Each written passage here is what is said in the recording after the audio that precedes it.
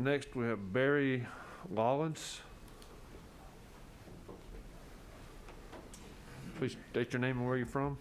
Hi, my name is Barry Lollis. I am have been an educator in Georgia for 20 years, public school educator. In 15 of those years, I've served as a leader of a school in traditional schools, the charter system schools, and I currently serve as the executive director of Savannah Classical Academy.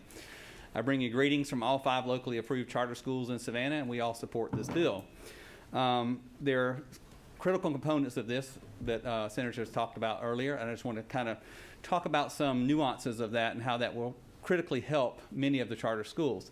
Of course, additional QBE allotments to help us support our children will level some of the playing field for our students in the locally authorized charter schools. Also, allowing us to opt into the state health benefit program. My school could not afford to opt into the state health benefit program. We're on our 2nd renewal. We'll go up for renewal again in 2024. As my teaching staff begins to age, I begin to age.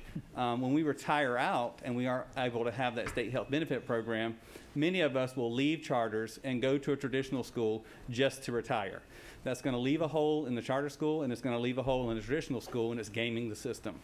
And so we have an opportunity of fixing that, and we can have us paying into the system, and then instead of going in and retiring out after a year or 2 or less, 30 days is all that's required, then we can be part of that state health benefit program. It will help us retain and keep quality teachers, especially in charter schools that are serving majority of underprivileged students.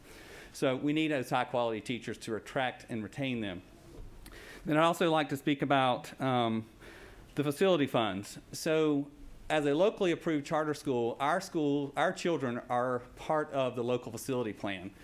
Those numbers are submitted to the state, and the state earns capital credits for their buildings and facilities.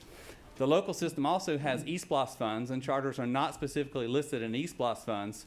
In our county, the last 2 SPLOSTs and the current one up, charters were not included after specifically being asked to be included into the eSPLOST program to help us with our facilities. When districts earn these capital credits, they're earning capital credits based off our children enrolled in our schools, but then that capital benefit is not sent back down to us in a local charter school, especially those of us that are not in a school-owned building. And we're not in a school-owned building. We're in a leased-owned building, and just like my colleague said, if the window breaks, if the air conditioner breaks, we're responsible for doing that out of our operational budget, and we cannot fall on the eSPLOST funds or over the revenues to help us with that. So I implore you to really think about this, and it is a great help to local authorized charter schools to help us level the playing field and have those extra opportunities and supports for the public school children that we serve in our communities that are part of the local school system. We should be partnering with our local school system, and local school systems should not be speaking against this bill. Thank you. Thank you, sir.